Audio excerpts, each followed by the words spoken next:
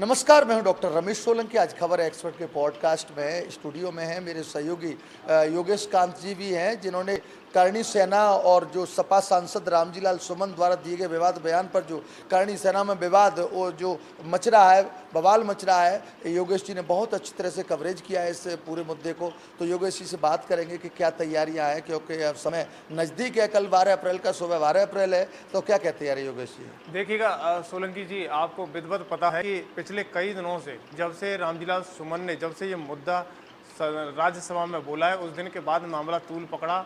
औकेंद्र राणा, वीरू और सन्नी, इन लोगों ने जब उनके घर पर जाकर धरना प्रदर्शन करने की कोशिश की तो उनका आरोप है कि पहले वहाँ से प्रतिवाद हुआ, वहाँ से ईंटें फेंकी गई, पत्थर फेंके गए। ये मैटर पुलिस क्या बताती है, वो भी पुलिस ने सब कुछ कर लिया, लेकिन इसके बाद मामला थमा नहीं और ये मामला और तूल पकड़ गया। पूरे भारतवर्ष के हिंदू, यानी अगर हम कहें सनातनी, अगर हम कहें राजपूताना, यानी अभी तो सब लोग कहते हैं कि छत्तीस बिरादरी के लोग इस बात पर सपोर्ट कर रहे हैं, क्योंकि राणा सांगा अकेले नहीं थे, उन्होंने पूरे भारत के लिए काम किया है, उन्होंने सभी के लिए किया, उन्होंने कोई जातिवाद नहीं किया था। लेकिन यहाँ जिस तरीके का बयान सदन में दिया गया, राज्यसभा में दिया गया, उसके बाद मामला तूल पकड़ गया और वही उसी दिन ऐलान हो गया था कि 12 अप्रैल को महासंग्राम की तैयारी है।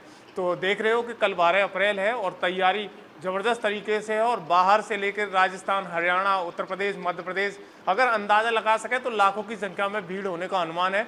अगर हम इसकी बात करें तो ये करणी सेना है, हालांकि उनका सीधा संदेश है, आप देख रहे हो विधिवत बहुत तरीके से, कि हम अपनी सभा करेंगे, जयंती के रूप में मनाएंगे, और उसमें कुछ मांगें भी उन्होंने रखी है। जैसे उन्होंने कहा है कि अगर हमारी मांगों को मान लिया जाता है तो हम विधिवत उन मांगों पे सरकार से कह देंगे कि हाँ, इनको पनिशमेंट। उन्होंने सबसे पहले कहा है कि इनकी राज्यसभा से सदस्यता खत्म की जाए। इसके साथ साथ उन्होंने कहा है कि इन्हें जो इनने बोला है इसके लिए उनको कोर्ट का दरवाज़ा, इन्हें यानी जेल भेजा जाए, और उनकी जो कोई भी, यानी बहुत सारे उनके मूल प्रभाव हैं जो उन्होंने बोले हैं, वो विधिवत तरीके से उन्होंने इस एक मूल पत्र बनाया है, जिसके जरिए जो सरकार के नुमाइंदे वहाँ आएंगे उनको वो सौंपेंगे। अच्छा योगेश जी, ये आप जब राज्यसभा में सपा सांसद रामजी लाल सुमन जो बयान दे रहे थे, तो आपने सुना होगा वो अकेले किसी छत्री के लिए नहीं कह रहे थे जी। वो कह रहे थे कि ये तो बाबर की औलाद है, और आप यानी आप नॉट ओनली ठाकुर या क्षत्रिय, बोले आप गद्दार की औलाद है। गद्दार की औलाद। तो जिस तरह से देख रहे हैं कि अकेला क्षत्रिय ही नहीं, ब्राह्मण देखिए सोलंकी जी, और कुछ यादव यानी सनातन धर्म के लोग जिस तरह से समझ। देखिए सोलंकी जी, हमेशा से राजनीति अगर हम समाजवादी की देखें तो M/Y फैक्टर में होती है।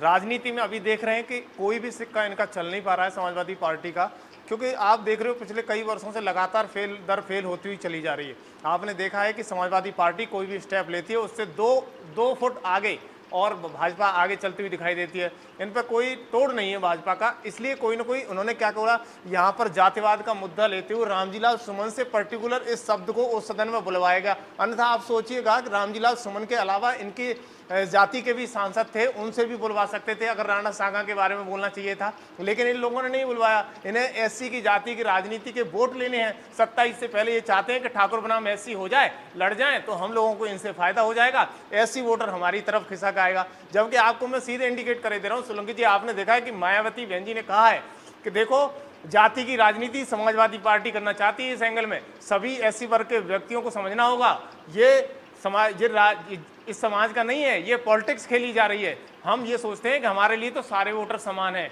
ना। मायावती तो ये कहती दिख रही कि ये दलित सांसद नहीं, सपा सांसद हैं, जबकि समाजवादी पार्टी बार बार मुखिया अखिलेश जी बार बार कह रहे हैं दलित सांसद पर हमला, दलित सांसद पर हमला। तो मायावती जी कह रही हैं दलित सांसद नहीं, ये सपा सांसद। देखिए सांसद जी, देखिए रमेश सोलंकी जी, मैं बता दूं ये बड़ा स्टंट है, राजनीतिक स्टंट है। कोई पैतरा ऐसा चाहिए इन लोगों को 27 से पहले कि कैसे भी उत्तर प्रदेश को द्वारा से सुलगाया जा सके। तो इन्होंने इतना बड़ा बयान रामजी लाल सुमन से दिलवाया। अब रामजी लाल सुमन से ही आप देखो कि आज इन्होंने उन्हें हाईकोर्ट भेज दिया कि बचाओ मुझे करणी सेना से। वैसे ये कह रहे थे कुछ दिन पहले कि अगर छूट मिल जाए तो हम खुद लड़ने के लिए तैयार हैं। ये कौन सी बात है? ये तो बड़ा आश्चर्य, सही बात कहा था। देखो सोलंकी जी, आप बताइएगा, आप कानून पर विश्वास करते हो या नहीं करते हो? ये सही बोल रहे हो। उस दिन बोल रहे थे कि पुलिस हटा दो, ये तो पुलिस पर व्यवस्था नहीं बन रही है तो हम अकेले देख लेंगे, और इधर आप डर भी रहे हैं कि कोर्ट की शरण में जा रहे रहे हैं कि हमें डर है, हमारे परिवार को डर है। तो ये समझ में नहीं आ रहा क्या ये वोटों के लिए सब कुछ चल रहा मैं है? आपसे सवाल करता हूँ, आप बताओ, आप भारत के संविधान कानून पर विश्वास करते हो नहीं करते? बिल्कुल, पूरा जब आपके घर कॉन्स्टिट्यूशन पे चलता है। हमला किया करणी सेना की, मैं गलती मानता हूँ, आपने आपके घर पे हमला किया, तो आपको कानून का सहारा लेना चाहिए और कानून के सहारे आप उनको कुछ भी कराइए, फांसी कराइए। लेकिन आप सोचो कि नहीं, आप एक तो सीधे डायरेक्ट उनसे हिट की बात कर रहे हो कि नहीं आप साहब लड़ेंगे। अरे भाई, लड़ने से काम नहीं चलता। भारत में रहना है तो संविधान और कानून के तहत काम करना होगा। विशेषकर उत्तर प्रदेश की बात करें, कानून व्यवस्था पर बिल्कुल लचीली व्यवस्था नहीं है। आप पिछले दिनों से देख रहे हो कि अगर हम उत्तर प्रदेश की बात करें तो बाबा के कानून से ज्यादा बेहतर, देखो मैं खुले कैमरे से कह रहा हूं, मैं एक एंकर हूं और एडिटर भी हूं, मैं कह रहा हूं कैमरे के सामने ऑन द रिकॉर्ड कि मैं पिछले कई सालों से लगातार कवरेज कर रहा हूं। मैंने समाजवादी पार्टी का शासन देखा, मैंने बहुजन समाज पार्टी का शासन देखा, मैंने भाजपा का शासन देखा। वही समय है, मैंने देखा कि शाम को 6 बजते थे, उससे पहले रास्ते में लूट लिया करते थे, रास्ते में मार लगा के भान के डाल दिया करते थे। आज किसी कॉर्नर में बता दो मुझे कि कौन सा लुटेरा आ रहा है। सच है, हम लोग तो चाहे कम से कम गुजरात कानून- गए हो, हम- मैं चाहे उसी- हिमाचल प्रदेश गए हो, वहां पर यही देखी मिली कि बाबा योगी की जो सुरक्षा व्यवस्था है बहुत अच्छी है, भय खत्म सा होता जा नहीं, रहा है। आप देखो कानून का, अगर ये कानून की बात करें तो कानून से चलना चाहिए ना, कानून से चलाओ। हमने समाजवादी पार्टी का शासन देखा, खुले मन से कह रहा हूं मैं, डरता नहीं हूं, सच्चाई बोलने से डरना नहीं चाहिए। मैं नहीं कह तो रहा हूं एक बात कहेंगे, क्या करणी सेना को कानून पर नहीं चलना चाहिए? उन्होंने उनको जिस तरह से हक उन्होंने बनता हमला है। किया। हम खुद कहते हैं कि करणी सेना का हक है, आपको वहां जाके हमला नहीं करना चाहिए था, आपको उनके अगेंस्ट कोर्ट जाना चाहिए था, आपको सुप्रीम कोर्ट जाना चाहिए था। अगर भारत सरकार न कुछ करती तो आपको फिर हमला करना चाहिए था, आपको फिर उनसे बातें करनी चाहिए थी, आपको धरना करना चाहिए था, न कि आपको प्रदर्शन। हम नहीं कहते कि आप हमला करिएगा। अच्छा योगेश जी, जिस तरह से अखिलेश यादव जी राष्ट्रीय अध्यक्ष हैं, बड़ी पार्टी के हैं, उत्तर प्रदेश में बड़ी पार्टी है, तो उन्होंने मामला सादा तो नहीं, उन्होंने और घी में जिस तरह आग में घी डाल देते हैं, अब वो कहते हैं कि इतिहास का कोई पन्ना पढ़ा है उन्होंने और ये है, और रामजी सुमन भी बोलने लगे कि मैं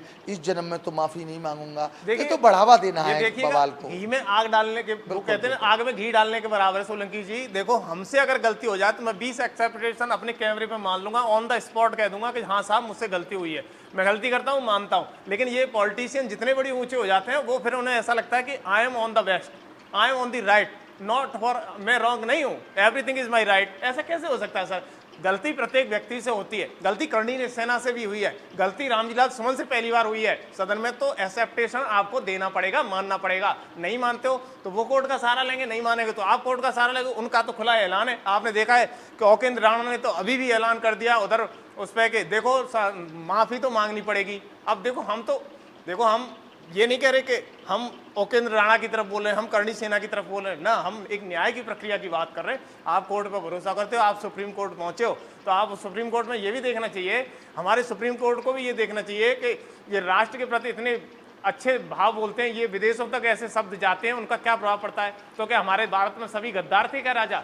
अच्छा, क्या ये लोग ये नहीं सोचते हैं कि अब हिंदुस्तान की जनता, क्या विश्व की जनता, क्योंकि अब तो टेक्नोलॉजी इतनी हाई, छोटे छोटे बच्चे जिस तरह से कंप्यूटर और टैबलेट और मोबाइल चला रहे हैं, क्या लोग इतना मूर्ख समझते हैं कि जनता नहीं समझती कि लड़ाई क्यों है? देखिए, एक लड़ाई क्यों है? क्या ये उनके अपमान की नहीं, लड़ाई तो ये वोटों की है। अगर मैं आपसे कहता हूं, अगर एससी वोटर इतना ही रामजी सुमन को लायक करता ना, तो अब तक तो लाखों की संख्या में भीड़ लगी होती है उनके पक्ष में भी। सब जानते हैं, हम भी खुद जानते हैं कि पॉलिटिक्स कुछ भी करा सकती है। और दलितों की सुप्रीमो मायावती जी जो आपने बताया था कि वो ही कह रही हैं, जब उनका हेड व्यक्ति कह रहा है कि समझदार हो, देखो इसे, ये इसमें जातिवाद की राजनीति मायावती जी ने तो कहा है कि जिस तरह से अब ये दलित को आगे कर रहे हैं, जब सदन में मुझको कुर्सियां मारी, किस तरह से अपमानित किया, जब अखिलेश जी की जो मुलायम सिंह जी की सरकार थी, किस तरह से सदन में उधम मचा। नहीं, सदन के अलावा आपने देखा मायावती जी का, जब वहां से उन्हें बड़ी मुश्किल से बचाया गया, उनके कपड़ों को भी फाड़ दिया हो गया होता,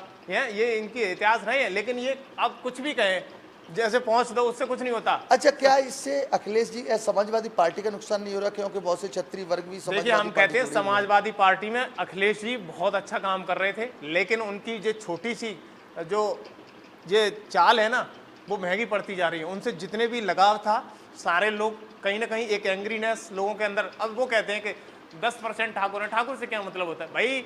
राजा ठाकुर का था, लेकिन काम प्रजा का था।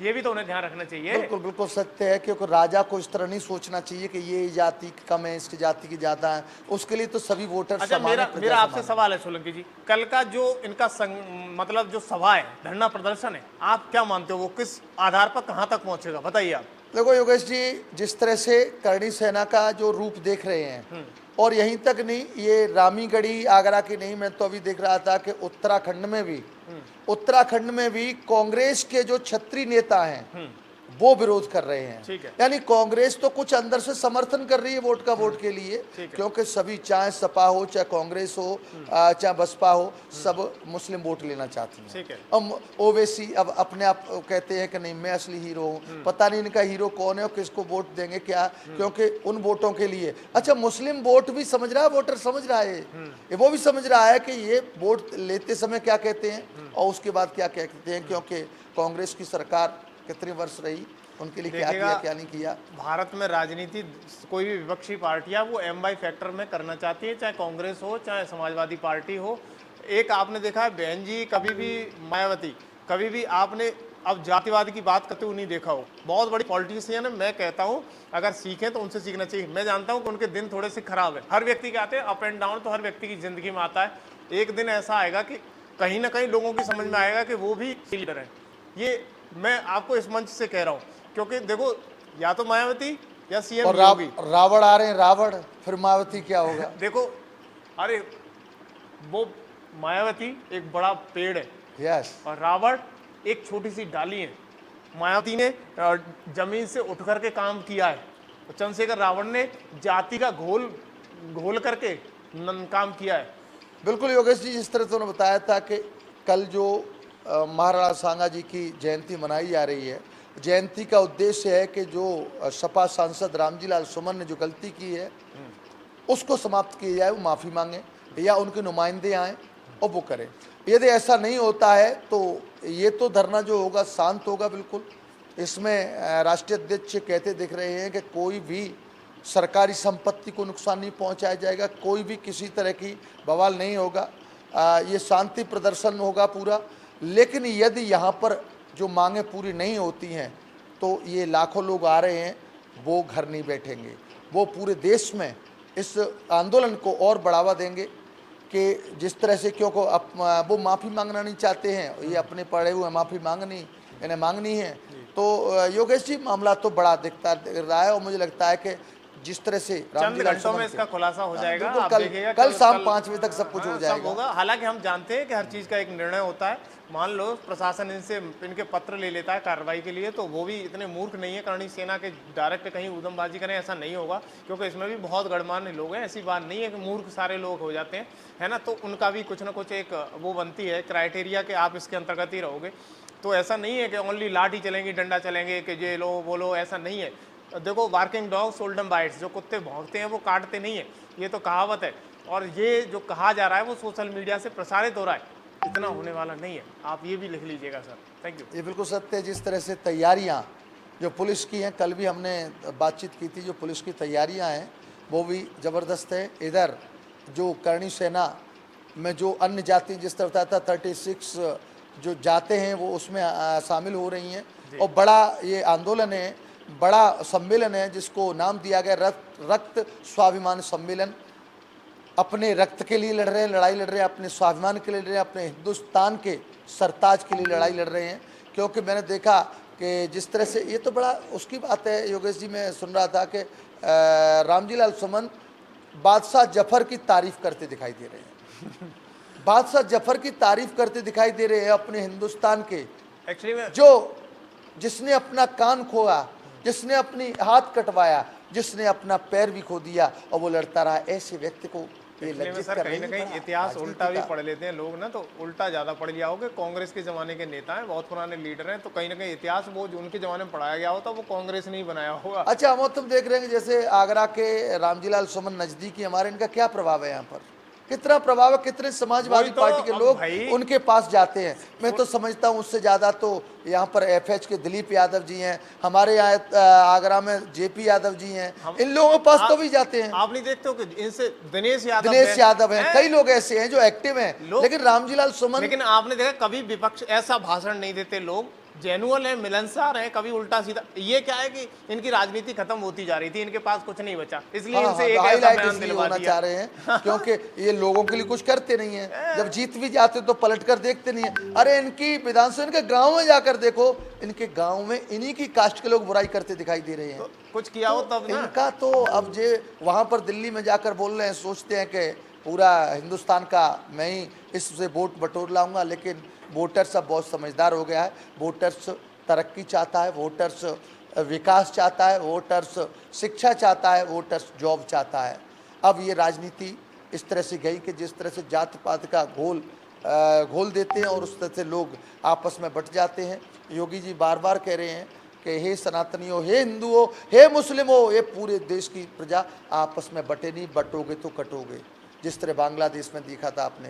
तो इस तरह से मैं तो युवाओं से भी यही कहूँगा अपने यहाँ से कि आप इन चीज़ों पर ध्यान न दें, आप अपने मुद्दे को, अपने विकास के मुद्दे पर ध्यान दें। और हाँ, जिस तरह से सांसद रामजी लाल सुमन ने घृणित कार्य किया है, उन्हें माफ़ी मांग लेनी चाहिए।